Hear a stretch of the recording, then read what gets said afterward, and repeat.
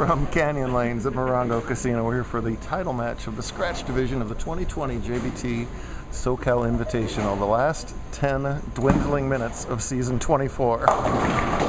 Season 25 already a month old. We had delayed invitationals, of course. This is the only bowling alley open in SoCal, and we are finally going to finish the season here with a great match, hopefully between the top two seeds who've been spectacular all day.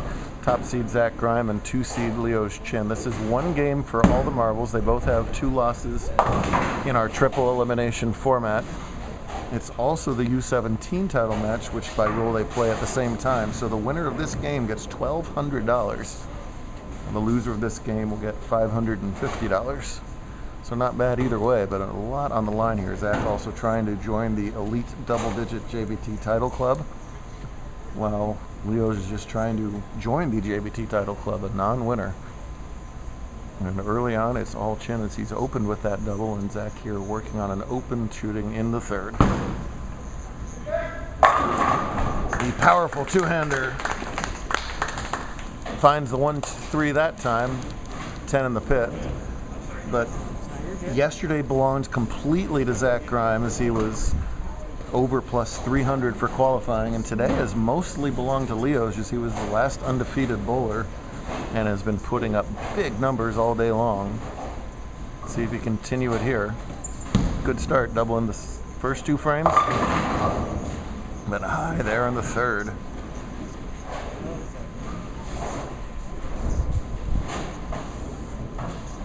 A lot of pressure. Anybody who's left in the building watching this match. So hard to break the ice and win that first one.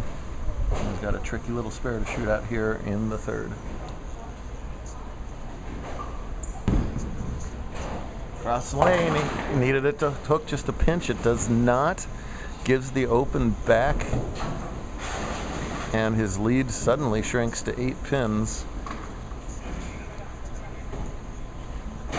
through 3 frames. Watch how still Leo's shoulders stay. It's the best part about his game. That's fantastic at the foul line. And shows down the lane with 10 in the pit there. Zach, a totally different type of game. This is all muscle. He's grown into being a pretty big guy. He just heaves that ball, but but he's always been able to heave the ball, but now he heaves it under control, if such an oxymoron makes any sense. That's what's changed him from good to great. We'll see if he can take the lead. Up. It is possible to yank the ball as a two-hander, and that was left the whole way, but left enough as he gets the Brooklyn strike and does grab the lead by a stick. She can turn into 11 with the 3 in a row here in the 5th.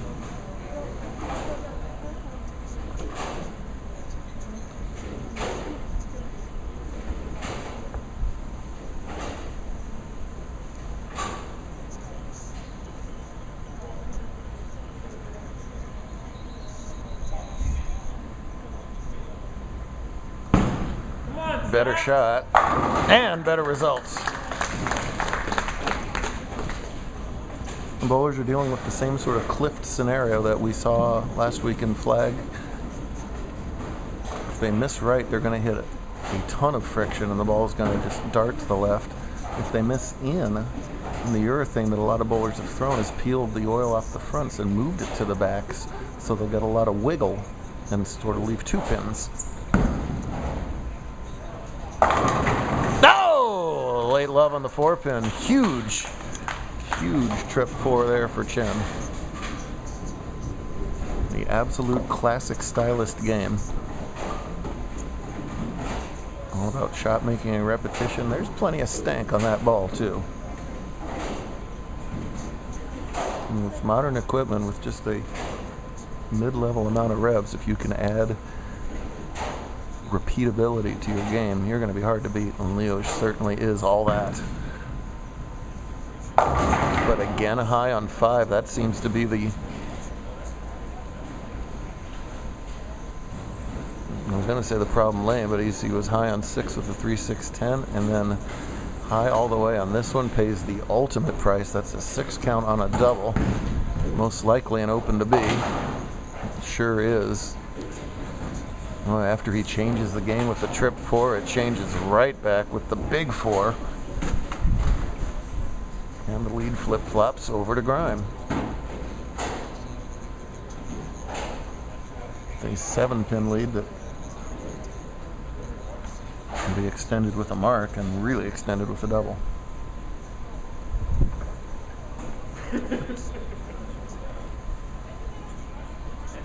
Zach fixes his hair.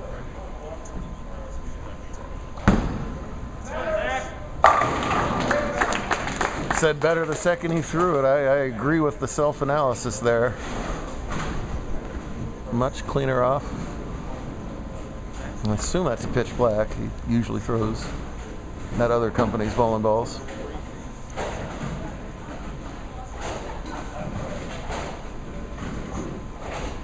Trying to play a little further right and tame the reaction with the urethane on the back end. His B game, he told me, was actually to go plastic and stay right. That one again left the target. He'll happily take just a 4-pin on that, not a 4-9 or 4-10 or anything ugly like that.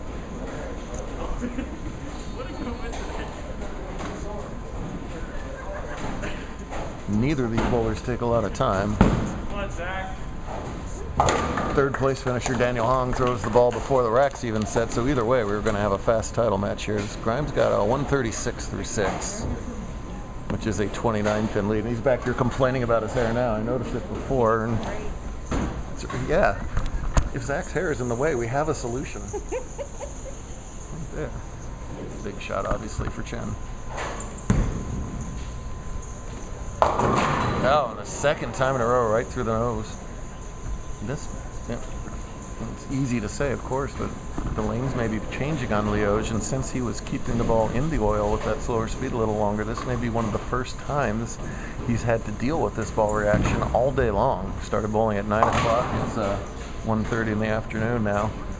He may have not seen this before, and he is about to run out of time as he suddenly trails by 40. I know he bowls fast, but take your time here, young man. You have to put up X's. Decide whether it was you throwing bad shots or the lanes changed and adjust accordingly. But you see exactly what happens there. Even though he got away with the strike, he moved left off of that and the ball didn't even think about hooking. That's the over-under that they've been trying to figure out here.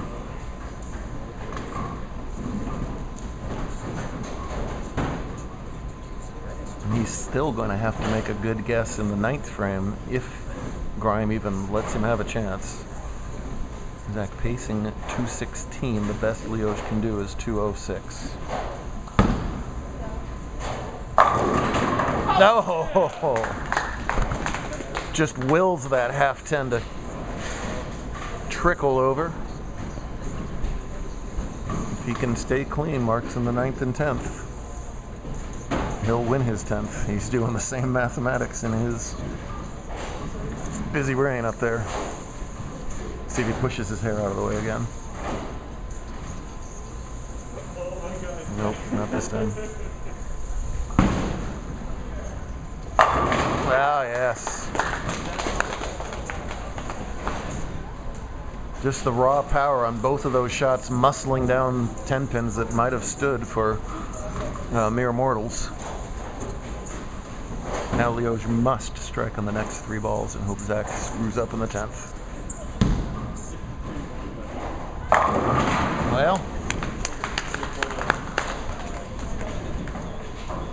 Leoge has been making these lanes look awful easy all day long. Games of 237, 227, 04, 36, 274, 95, 79, 279, and 236. So he has walloped them, but he has run into the over-under that everybody else has. Has to guess right here in the 10th to stay alive. Wider. Ah, that time it does hook stop. 206 if he strikes out. Zach 9 outs for 185. 204, 213. So yeah, it's basically over. Zach will have to stay behind the line.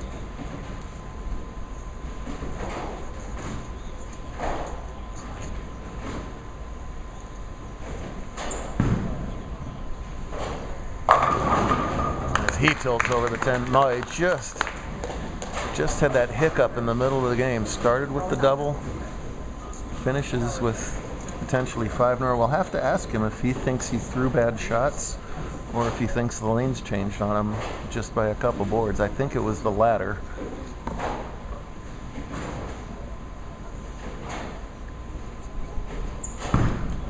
Whichever, it made all the difference. Those last 5 shots, way more indicative of how fantastic he was all day long. If I were Zach, I wouldn't come within a yard of the foul line right now because that's about the only thing that could go wrong. Unless his hair falls off.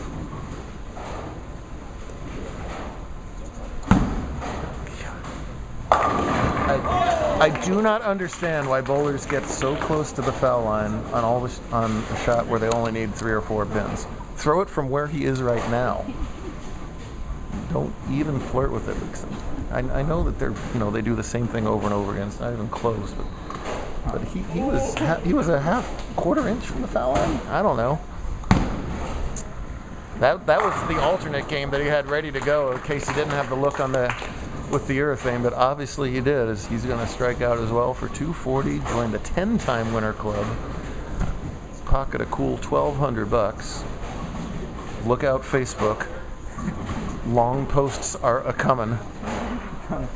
And well-deserved this time. I wasn't sure anybody was going to beat Leo's today, even though Zach had the 1 seed. We'll try a little backup to finish it out.